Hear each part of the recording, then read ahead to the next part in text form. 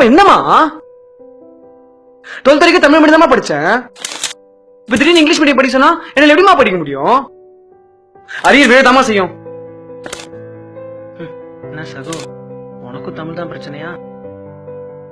பின்ன என்ன சகோ, +2 வரைக்கும் புக்ல இருந்த தமிழ் இப்ப எங்க போச்சுனே தெரியலையே. தமிழ்நாட்டுல இருந்தும் மத்த மொழிக்காரங்கிட்ட போய் பஞ்சம் பொழைக்க வேண்டியதா இருக்கு. இப்ப கூட இன்டர்வியூல தமிழ்ல கையெழுத்து போட்டங்கிற ஒரே காரணத்தாவே என்ன வெளியே அனுப்பிச்சிட்டாங்க. தமிழ்ல பேசினா சிரிக்க கூட ஆரம்பிச்சிடறாங்க. அப்படி இல்ல சகோ, தமிழ்ன்ற உணர்வு நம்ம எல்லாருக்குள்ளயும் இருக்கு. ஆனா அதை வெளியே சொல்லிக்கத்தானே அசிங்கப்படுறோம். அது மட்டும் இல்ல, இங்கிலீஷ்ல பேசுறதுதான் எல்லாரும் கௌரவமா நினைக்கிறாங்க.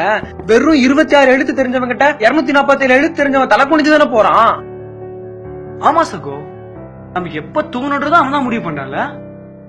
இங்கிலீஷ் நியூ இயர நைட்டு 12 மணி வரைக்கும் முடிச்சிருந்து கேக் வெட்டி கொண்டாடுறோம். ஆனா தமிழ் நியூ இயர வெறும் லிவா மட்டும் தானே பாக்குறோம். தமிழ் தமிழ் இவ்வளவு பேசுறீங்களே, தமிழ்ல உங்களோட பிறந்த தேதி தெரியுமா? பிறந்த மாசம் தெரியுமா? தெரியாது. ஏன்னா உங்களை பொறுத்த வரைக்கும் முதல் மாசம் சித்திரை இல்லையே, ஜனவரி தானே. ஏன்னா நம்ம கேலண்டர் இங்கிலீஷ்ல தானே இருக்கு.